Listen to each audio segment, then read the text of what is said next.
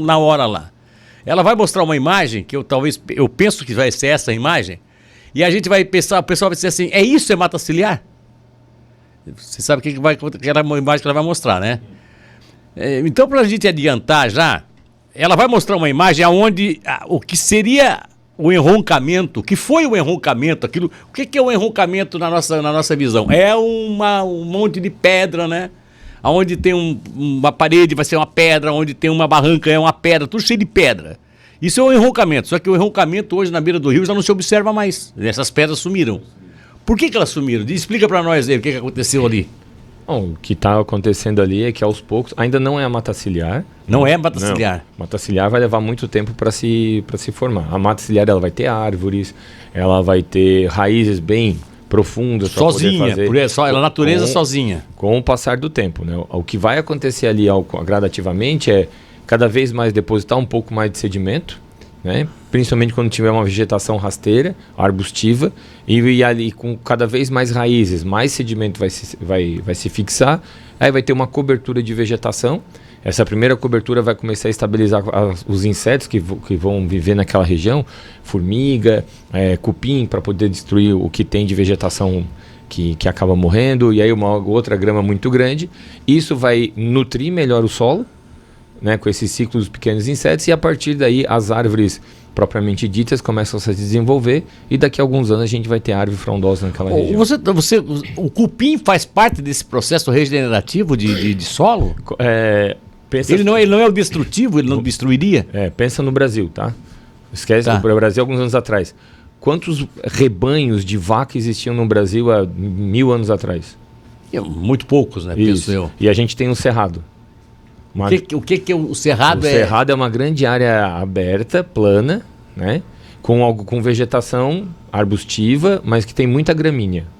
Seria para gado? Para gado, é isso. Tá. E aí o gado, quando come, ele faz a ruminação, né? Ele faz uma fermentação dentro do seu estômago, e dentro dessa fermentação ele quebra a célula da planta e libera o nutriente que está lá dentro, porque ele consegue destruir a celulose no seu rumen, certo? Ou seja, por isso que não nasce árvores? Não é que isso não nasce, é por isso que devolve uma grande quantidade de nutrientes para o solo. O cocô do boi. O cocô do boi. Só que a gente nunca teve boi em grande quantidade, certo? Sim. Quem que fazia isso? Cupim. O cupim faz a mesma fermentação da vaca no seu interior, além de pegar uma grande parte da vegetação, levar para o interior do solo dentro do cupinzeiro, destruir aquilo lá dentro, fazer uma plantação de fungo para sua colônia e nutrir o solo. Então, se a gente não tem vaca, mas tem cupim, o cupim ele consegue exercer o mesmo papel, ou até melhor e mais eficiente, porque além de fazer o ciclo de toda a grama, de todo capim velho, faz esse ciclo dentro da terra. Então vamos lá. Ignorância total aqui. Se nós não tivéssemos o cupim antes da vaca, que hoje... Não existiria Brasil. Não existiria Brasil? Não como a gente conhece. Não, tudo bem, mas existiria uma nação aqui toda cheia de árvores, porque não haveria o controle. Eu nem sei se teria uma área tão cheia de árvores, porque a área de Cerrado não tem um grande volume de água, e mesmo assim para existir a Amazônia... Para ter bastante árvores tem que ter água. Mas a gente não teria um solo tão fértil se não fossem os cupins, se não fossem os insetos. Mas a pergunta que eu faria é essa, o Cerrado seria o quê? Ninguém sabe. Estão tentando descobrir, né? Estão matando um monte de cupim, por isso está pegando um monte de solo pobre e está virando uma birosca. Mas a gente está tentando ir contra, de novo, mais um momento que a gente está brigando com a natureza. Às vezes a gente usa. Mas quando você fala o solo pobre, né? O solo pobre, porque você pensa que esses solos tem que ser, eles deveriam ser. Todo mundo que planta, à medida que ele vai plantando cada vez mais, ele vai tirando o nutriente do solo, ele sabe que se não fizer a correção do solo, colocar fertilizante, colocar uma série de produtos, a minha produção agrícola ela vai ser menor. Eu tenho o solo com o mesmo aspecto visual, mas os seus nutrientes são pobres. Qualquer pessoa que mexe aí em casa, que tem no seu jardinzinho, vai utilizar o NPK, nitrogênio, fósforo e potássio.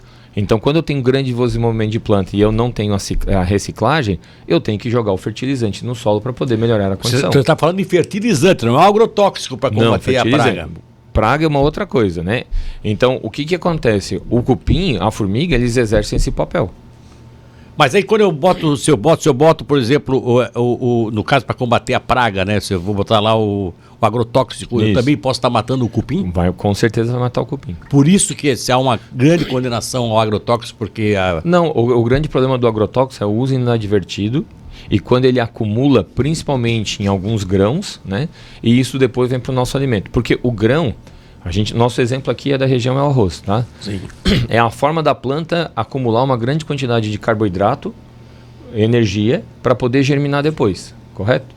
Então, quando ela tenta acumular, ela pega tudo que está sobrando. E se eu tiver errando a mão nos produtos, isso acaba se acumulando no grão e depois vem para a nossa comida. Bom, então vamos lá, vou te fazer outra pergunta aí, porque eu fiquei surpreendido ontem por uma informação de podcasts, mas é uma especialista, uma pessoa que trabalha nessa área. Ela estava levantando uma ideia de uma pesquisa feita agora recentemente por um instituto que ele controla, ele é como se fosse também esse nosso instituto oficial aí que faz o controle das produções, como é que é tem aqui tem escritório de todos os estados, o Inmetro. É como se fosse o Inmetro, mas é um Inmetro que cuida mais da questão de produção de agroindústria, né? E eles fizeram levantamento em pães já... né, que são pães assim industrializados, né? Assim. O lá da Seven Boys, não estou fazendo propaganda da marca aqui, estou colocando esses pães que vêm empacotados nos mercados aí. E todos apresentaram assim, um grande índice de toxicidade provocado por agrotóxicos no grão do trigo que é trazido para esse pão. Isso é possível?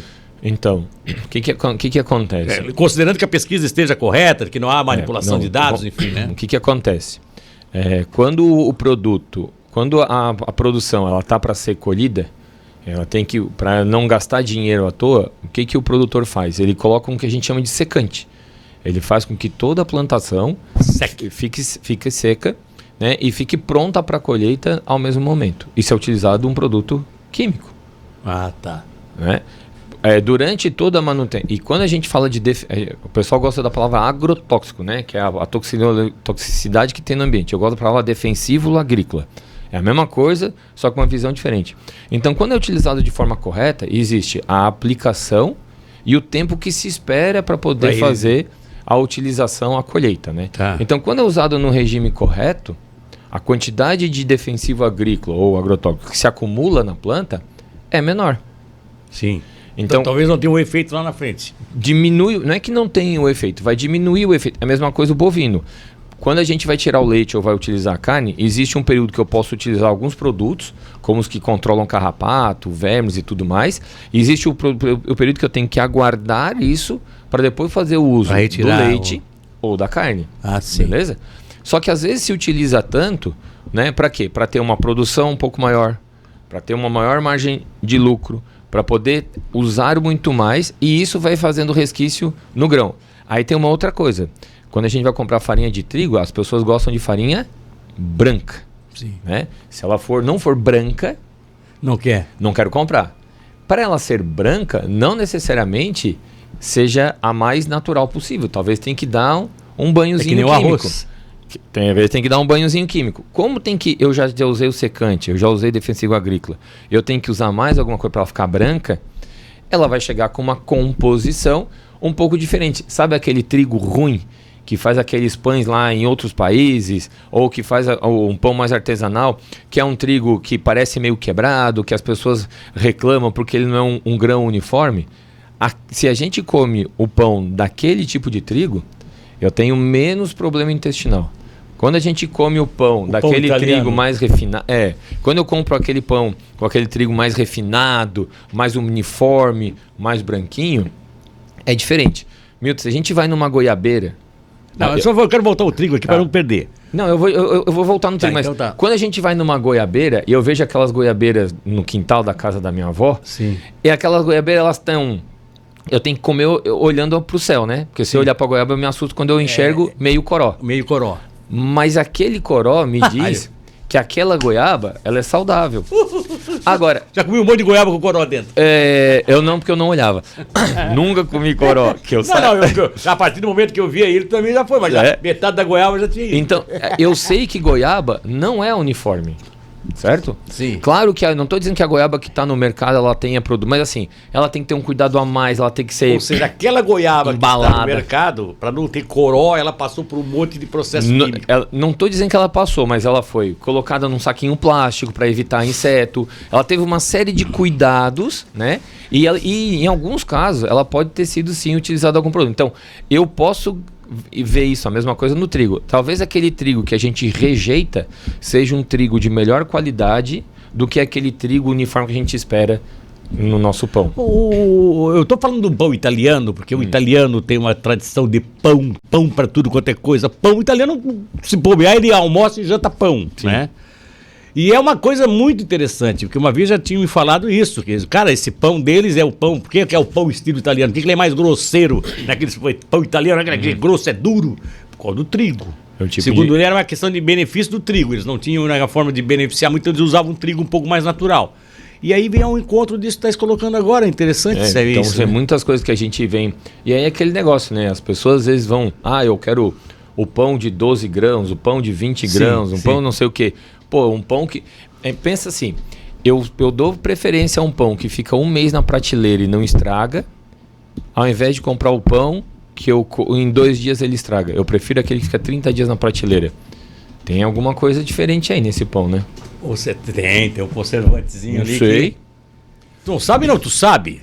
Seja corajoso e diga. Tem um conservante ali que... É só a gente ver, se a gente tem um produto que fica um mês e não estraga na prateleira... Talvez tenha alguma coisa a mais naquele pão. O Dionei Pereira Moisés faz um exercício de cultura aqui, faz uma pergunta. Seria o termo enroucamento derivado da palavra rocha, ou seja, enrochamento? Olha, a semântica da palavra eu não conheço, mas eu imagino isso se chama semântica, né? Mas eu não duvido que seja isso. Tá? Enroncamento de enrochamento, pode Acho ser. que ser colocação de pedra para poder fazer a base da estrutura. Exatamente, muito bem bolado isso aqui e tal, olha só. Aí, coleta do lixo, faz 2 semanas que sem passar a coleta do lixo lá na rua São João, mais esquerda da rua Júlio Posa, na São João mais esquerda. Qual é o efeito no meio ambiente, professor, de não ter a coleta do lixo depois de nós passarmos o programa, tá? Tá bom. A Ana Luísa tá lá.